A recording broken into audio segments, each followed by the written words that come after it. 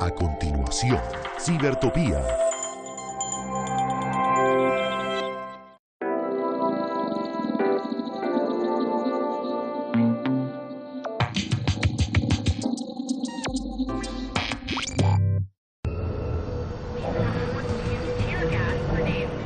Do you ever get the sense that we're living in a chaotic society which seems to be going in every direction at once, led by politicians who seem to pride themselves on their lack of long-term vision? There is a place in this world where people do have vision, and where they are overflowing with ideas for shaping our society far more efficiently and virtually. Who wouldn't want to live there?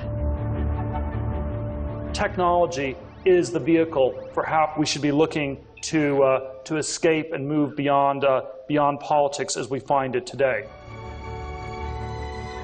A society directed by technology, where terrorism, red tape, and banks are things of the past. That place is Silicon Valley.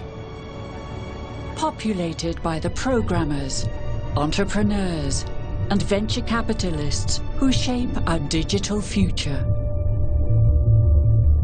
I don't think technology is intrinsically good. I do think that in our world, opposition to technology is intrinsically evil. What does this ideal society look like? This society which we might call the cloud, or, after the shape of Apple's future head office, the circle. This is what you can expect. We think that only having 193 countries for 7 billion people is there's not much choice there. I have more choice in soda than I have in government. I think politics are a mistake. We are the future. We can see the future. You know, the world's already put together. We can see how it's put together, and you can't. You're still promoting that 19th century weird bureaucratic governance thing. We're from the future. We're from California. This is Backlight. Welcome to your frictionless future.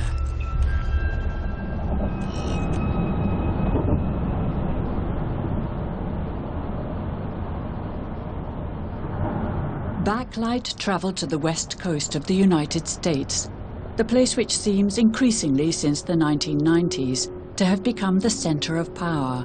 The power inherent in the entrepreneurship of the startups, the brains of the programmers, and the resources of the venture capitalists, always looking for new industries to disrupt.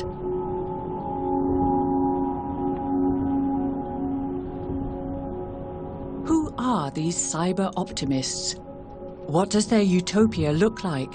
And who will be part of it?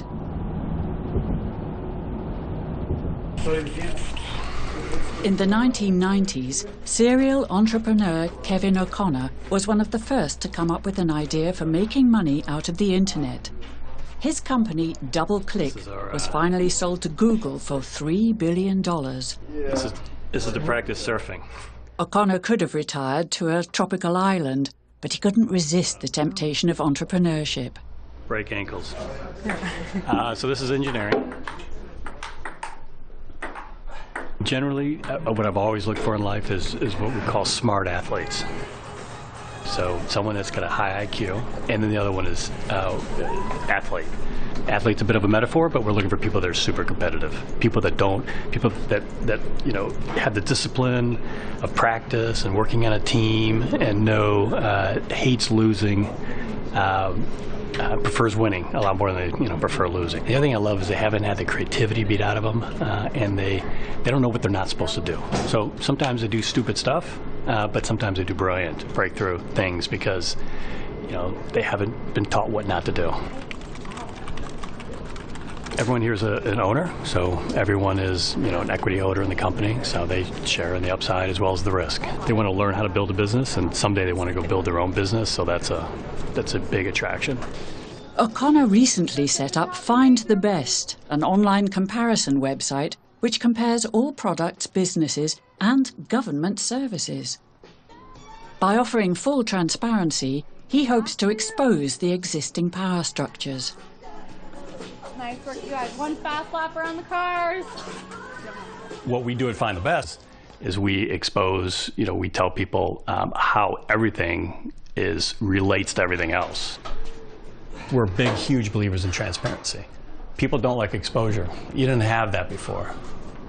And now you can research people, you can find out, okay, where do they work, who are they associated with, who's really behind these movements.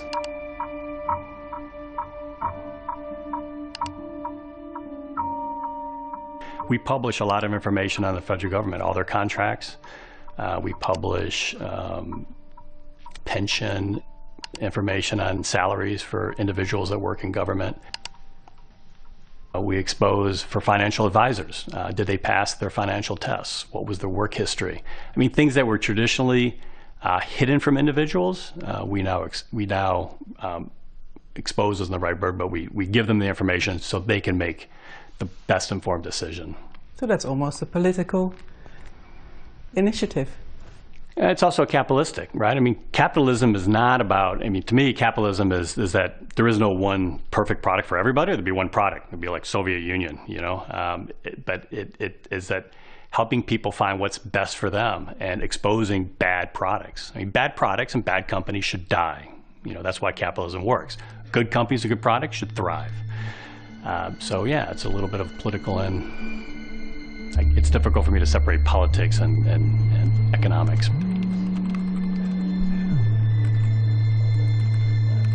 The internet is this biggest free market experiment, worldwide free market experiment that's gone on that involves both politics and information and commerce.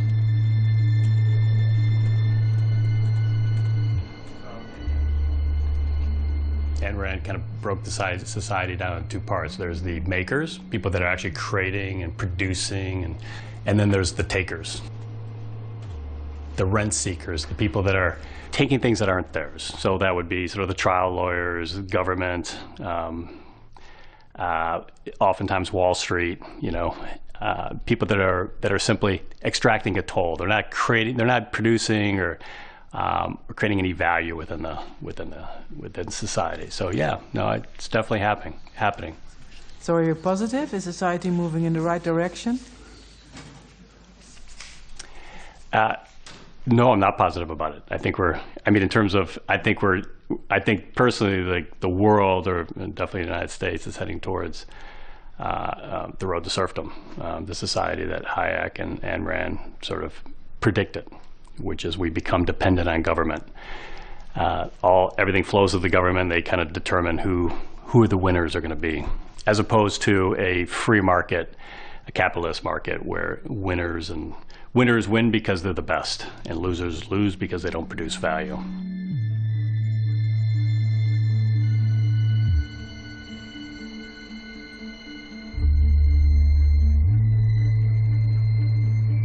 Right now, here in the U.S., more than half of our GDP is spent by the government. 100 years ago, it was 8%. Now it's more than half. And I don't believe that the government is creating more than half of progress. I don't think the government is creating more than half of our economic value. Tim Draper is one of Silicon Valley's most famous venture capitalists. He was an early investor in companies such as Skype, the Chinese search engine Baidu, and electric car builders Tesla. With an estimated capital of $1 billion, he is a force to be reckoned with when it comes to which startups are to be given a chance. What kind of companies, as a venture capitalist, do you invest in?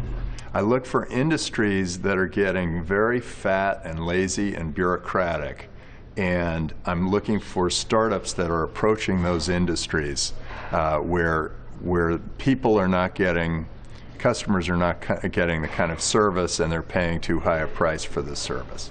And so today, those industries are banking, education, medicine, and government, okay? In finance, there are great technologies now. There's Bitcoin, There are smart contracts. There's an ecosystem being built around Bitcoin. So Wall Street must be afraid of you. I believe that Wall Street is fighting this tooth and nail, trying to make sure that Bitcoin doesn't happen, but it's too late. The genie's out of the bottle, things are going great, and people will use Bitcoin for many, many different things. And then in education, I think there's some amazing education opportunities. The way education is done is going to be completely transformed over the next 5 or 10 years. And we're leading the charge there at Draper University of Heroes.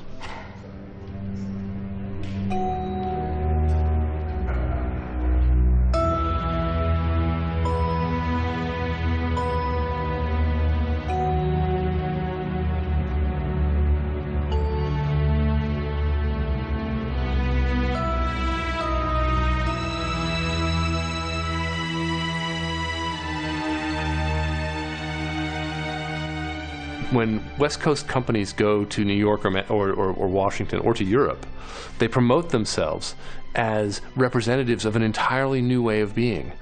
And if you want to regulate them, well, you're just part of that old world. Why don't you get with the program?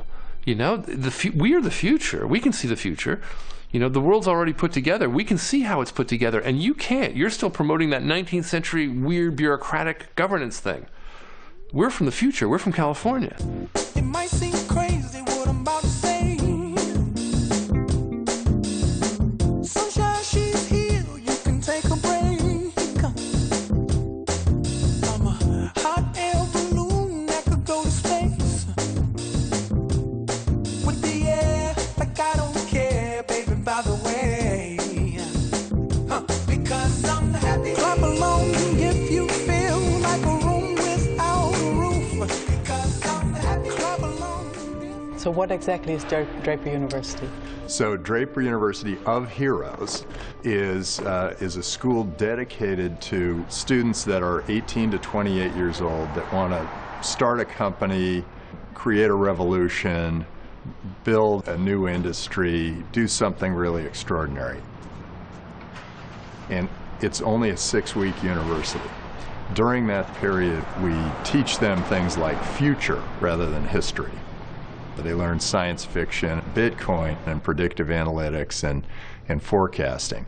And then we have survival training, and they go through both urban and rural survivor training. The urban survival training gives them challenges like, okay, you've got 4 hours, come back with a job offer on paper. And some of them have, you know, they get a job offer sweeping up a gay bar, and some of them get job offer at Twitter or whatever. We have a very odd application process. Our application is, it says, sing me a song, make me a movie, draw me a picture, write me a poem. And then it says, why were you put on this earth?